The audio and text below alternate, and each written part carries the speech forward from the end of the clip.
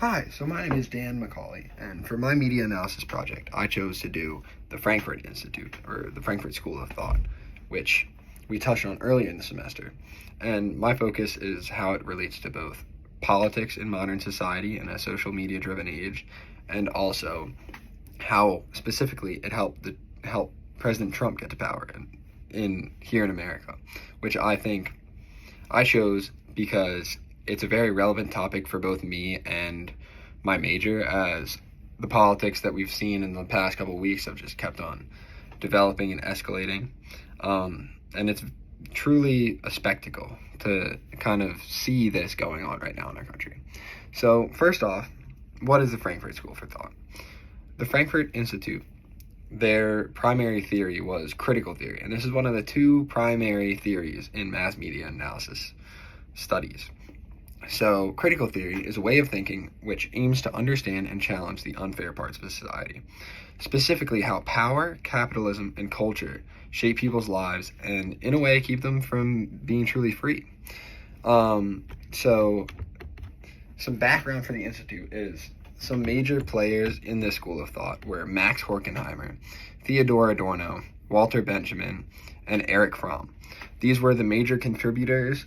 There are many other very important figures from this school of thought, but these are kind of the main contributors to the lens that I'm looking through of how when they had to emigrate to America during the Nazi regime's power, because this school of thought was obviously in direct opposition of fascism and inherently the government in Germany at the time in the 1930s. So these philosophers and social scientists, because the Frankfurt School kind of combines multiple disciplines to look at society from all sorts of different angles, like social, cultural, political, philosophical, and it kind of merges all that together to kind of say, how can we better society and improve people's freedoms? And which I find really powerful and kind of what I want to do in the world as well.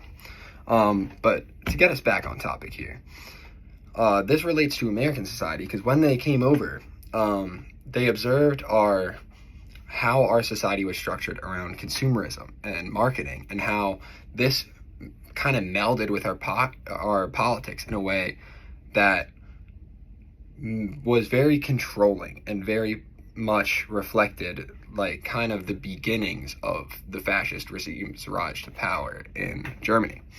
So this kind of scared them, because they were like, this has the platform and the potential to be used by someone who actually turned out to be Donald Trump, as kind of like he takes an approach where he's bringing kind of the Hollywood, the social, the entertainment industry in a way to politics. And it's kind of astonishing to see how an entertainer, in essence, because that's how he appeals to his base, his political base, all of his supporters, they just kind of feed into everything that he says. And he just is this media monger who kind of,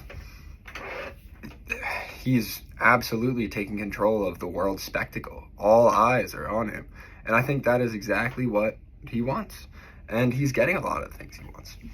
But, yeah, because of capitalism and the way our society was structured, where branding and marketing was slowly integrated into everything. Because the Frankfurt School, one of the things that they say is culture versus art. Art is something that challenges the existing social order or the status quo, whereas culture perpetuates it.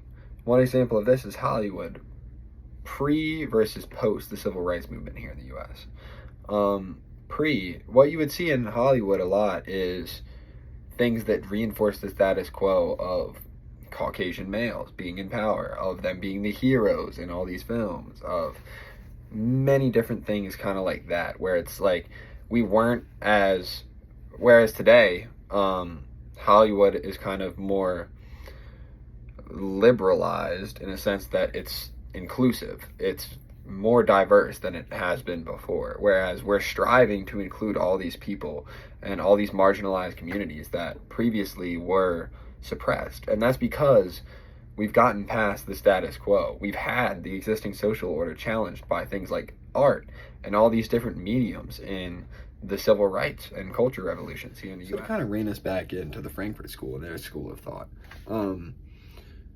essentially they were seeing this age of enlightenment, this technological innovation pursuit of the industrial age as striving for dominion over science and reason, which inadvertently leads us to control nature and people in essence, because we too are a part of nature. And this was kind of where they developed instrumental reasoning as calculating the most efficient means to an end, which we see in technology with AI and stuff like that. And essentially it's dehumanizing society. It's creating a technocracy because it's making our way of life easier. It's the efficiency is there, but where's the human aspect of this? Where's our own internal monologue, the introspection, the thoughts, the critical thinking, in essence, which is kind of where the critical theory name comes from. And they see this as, in America, an illusion of choice, which is not actually freedom, because essentially you're choosing within a set boundary of what you see, what you are advertised. And this is through mediums like algorithms, filtering everything you see on the internet, YouTube, corporate products, advertising and marketing for that, and social norms as well. It's reinforcing the status quo, which is where we get the whole art versus culture distinction. And this is kind of where their concern stems for the American people. And this is also what kind of gave rise to Trump seizing power in the way that he did, because he is this grand spectacle for the whole world, for the American people, where it's a big middle finger to all the rest of society. It's the F you, I'm the American people, and we're going to make ourselves great again. And we are going to be the top. We are going to be the pinnacle.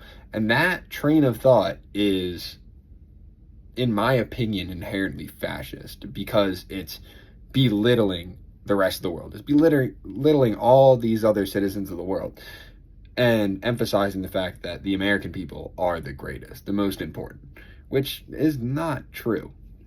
So, but we do see this in what's currently going on in tariffs and trade wars and all this other stuff, where he is making his statement.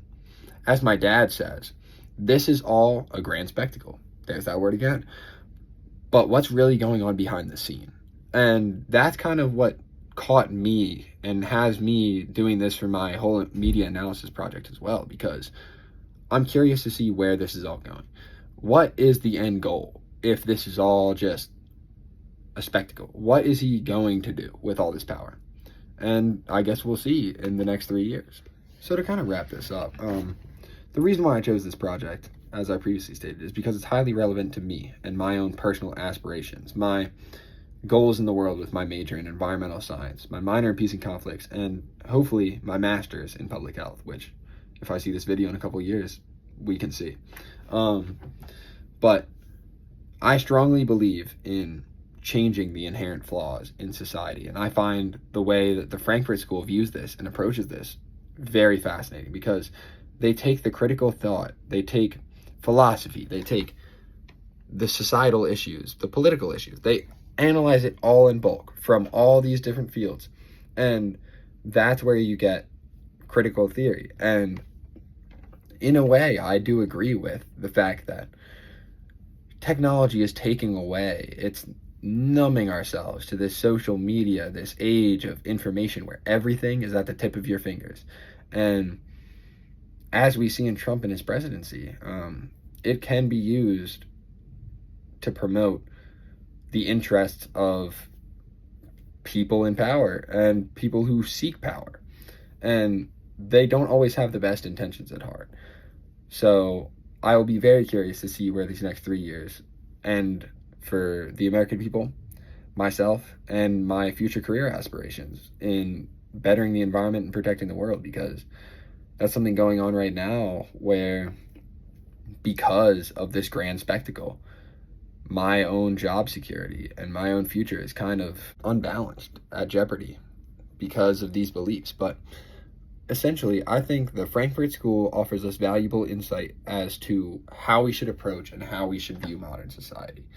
There is a lot of technological innovation. There is a lot of things where our lives are changing rapidly every day. There's something new technology almost every day. And it's telling us to not lose sight of who we are. It's teaching us to take stock of where we are, who we are, remember history, and not let it repeat itself, because we need to be conscious of who we are. We need to be conscious of the inherent risks in an age dominated by the internet and social media. And we need to be aware of things that could give rise to entities or government facilities that would do us wrong or harm us. So thank you for watching, and I hope you enjoy.